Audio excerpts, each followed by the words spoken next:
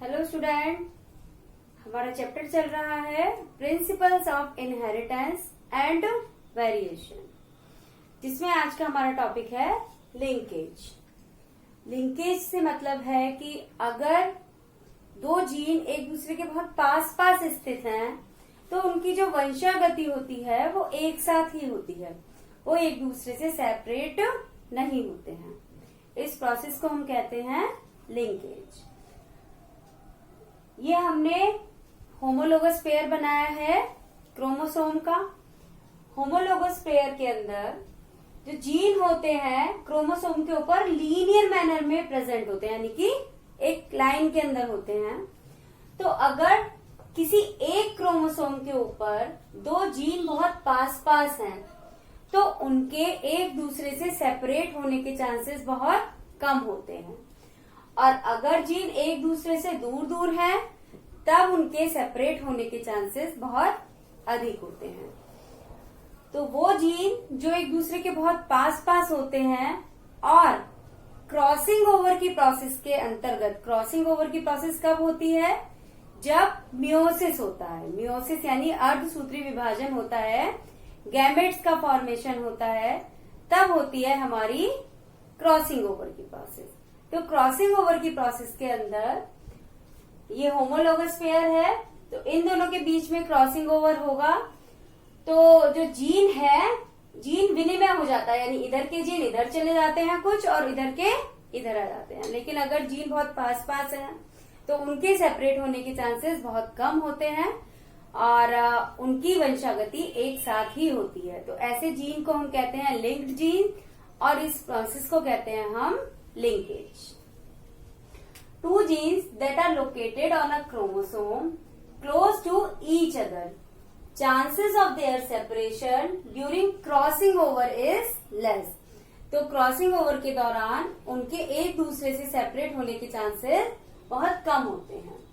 They are inherited together, और इनकी वंशागति साथ साथ होती है। दीज जीन्स आर लिंक्ड, ऐसे जीन्स लिंक्ड होते हैं, एक दूसरे से जुड़े होते हैं, और इस प्रोसेस को हम कहते हैं लिंकेज। लिंकेज यानी कि सहलग्नता। अब हम बात करते हैं टाइप्स ऑफ लिंकेज की। तो जो लिंकेज होता है वो दो तरह का होता है, एक कंप्लीट लिंकेज और दूसरा इनकम्प्लीट लिंकेज। यदि दोनों जीन एक साथ ही इनहेरिट होते हैं, यानी एक दूसरे से कभी भी सेपरेट नहीं होते हैं, तब इस टाइप के लिंकेज को हम कहते हैं कंप्लीट लिंकेज। और यदि जीन एक दूसरे से सेपरेट हो सकते हैं तब इसे हम कहते हैं इनकम्प्लीट लिंकेज। कंप्लीट लिंकेज को सबसे पहले मॉर्गन ने रिपोर्ट किया था ड्रोसोफिला के अंदर। ड्रोसोफिला के अंदर जो बॉडी कलर है और विंग शेप है वो एक दूसरे से लिंक्ड होती है, और दोनों का ही जो इनहेरिटेंस होता है वो एक साथ होता है, इनकी वंशागति एक साथ होती है। यानी बॉडी कलर जीन और विंग शेप जीन वो लिंक्ड जीन होते हैं।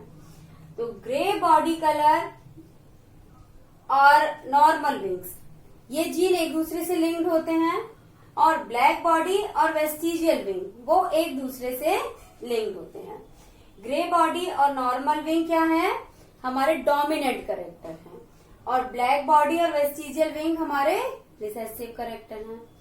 तो अगर हम इन दोनों के बीच में क्रॉस कराएं तो फर्स्ट जनरेशन में हमें कौन सा कैरेक्टर दिखाई देगा? डोमिनेंट वाला कैरेक्टर, यानी ग्रे कलर दिखाई देगा, और साथ में कैसे विंग दिखाई देंगे?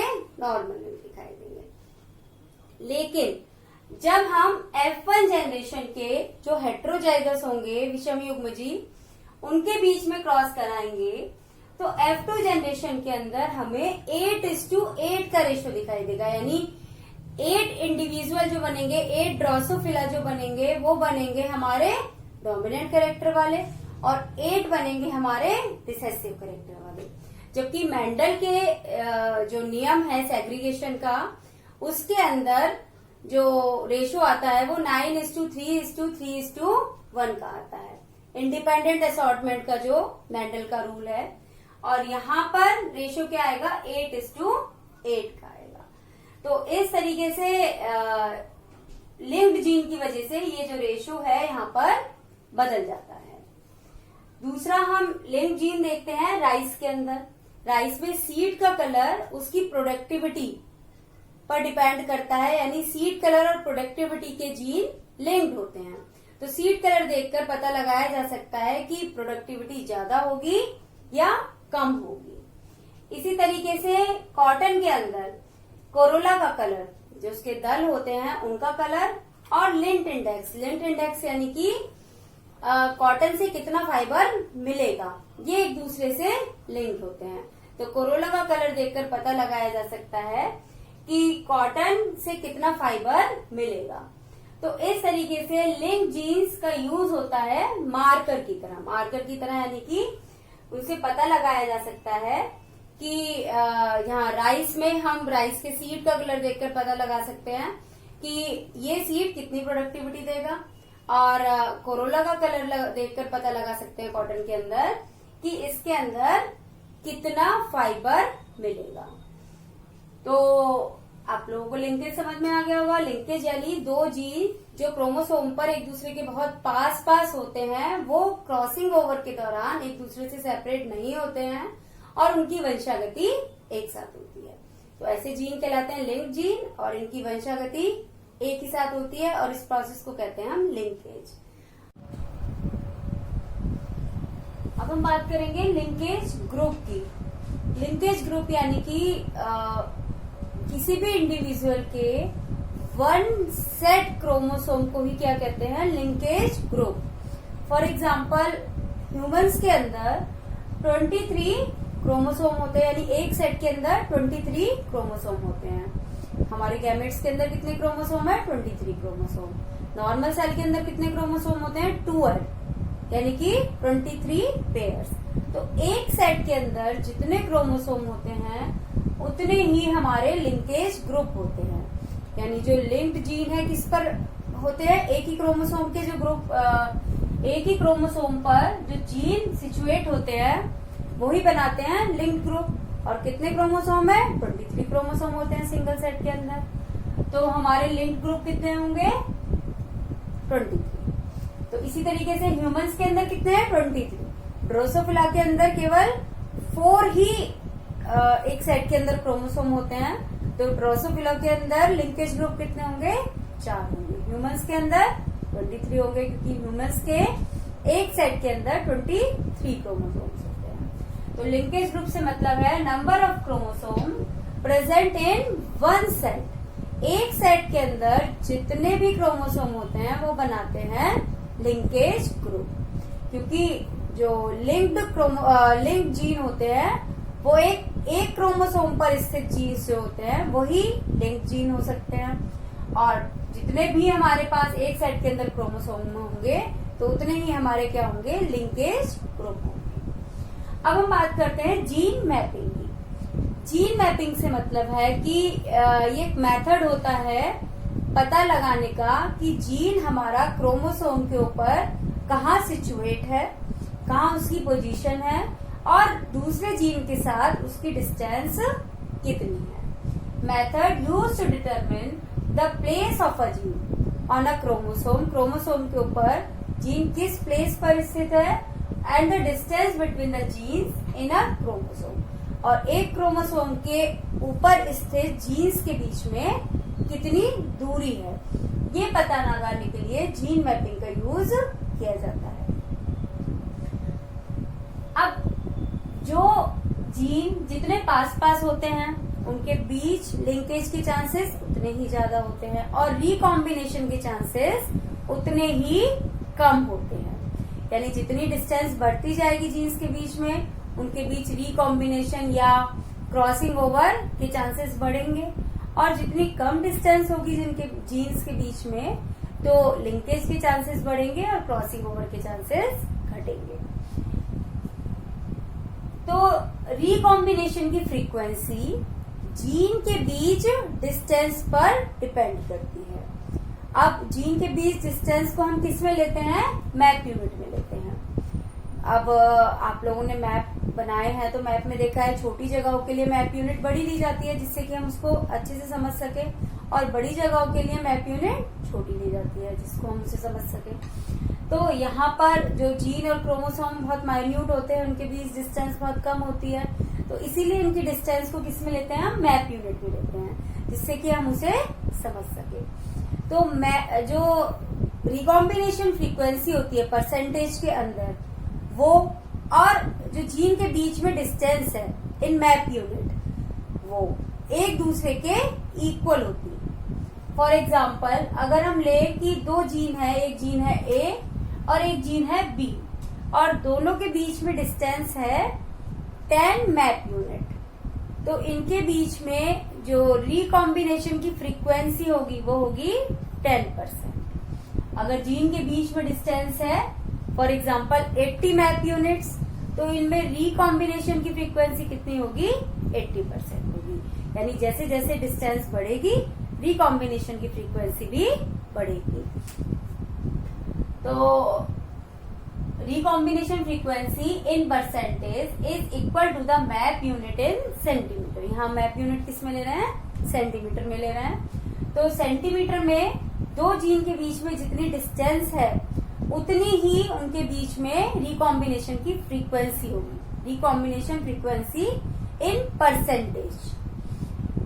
अब हम एक एग्जांपल से समझते हैं कि जीन की पोजीशन हम कैसे पता लगा सकते हैं। Gene A and B are 20 map units apart. हमें दिया गया है कि एक जीन है ए और एक जीन है बी, और वो दोनों क्या है, एक दूसरे से 20 सेंटीमीटर दूर है। तो इनके बीच में जो रिकॉम्बिनेशन फ्रीक्वेंसी कितनी होगी, 20% होगी। दूसरी सिचुएशन दी है कि ए और सी के बीच में जो मैप यूनिट है, जो डिस्टेंस है इन मैप यूनिट, वो कितनी है, 10 है।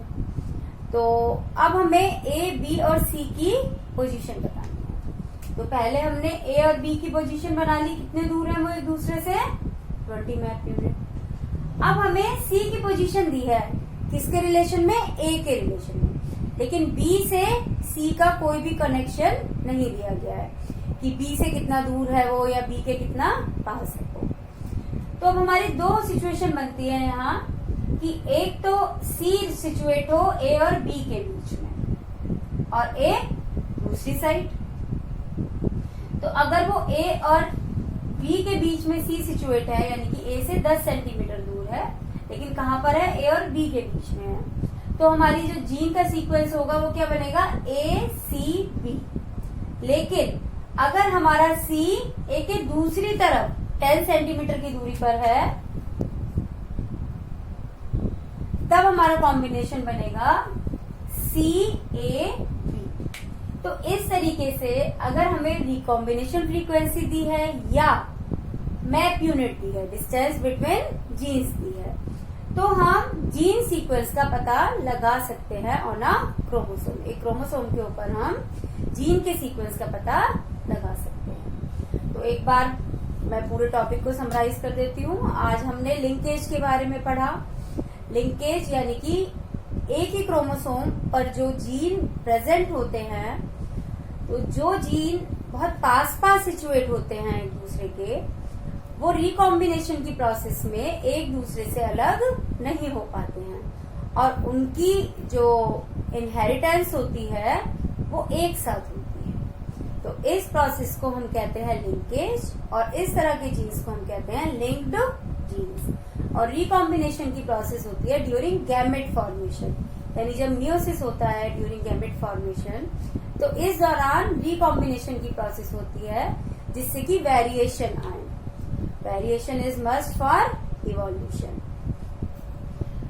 तो लिंकेज के फिर हमने टाइप पढ़े थे, दो तरह के लिंकेज थे, complete linkage and incomplete linkage. यानी वो जीन जो कभी भी एक दूसरे से सेपरेट नहीं हो पाते हैं ड्यूरिंग द रिकॉम्बिनेशन, उन्हें कहते हैं हम कंप्लीट लिंकेज। और जो एक दूसरे से सेपरेट हो जाते हैं उन्हें कहते हैं, इस प्रोसेस को कहा जाता है, इस टाइप को इनकम्प्लीट लिंकेज। इसके बाद आती है लिंकेज ग्रुप की बात। लिंकेज ग्रुप यानी कि एक सेट क्रोमोसोम के अंदर, यानी एक सेट में जितने भी क्रोमोसोम होते हैं वही बनाते हैं हमारा लिंकेज ग्रुप। इसके बाद आए हम जीन मैपिंग के ऊपर। जीन मैपिंग मेथड होता है जो डिटरमिन करता है जीन का प्लेस और distance between genes on a chromosome. एक क्रोमोसोम के ऊपर जीन कहाँ पर स्थित है और जीन्स के बीच में कितनी कितनी दूरी है, ये हम जीन मैपिंग से पता लगा सकते हैं।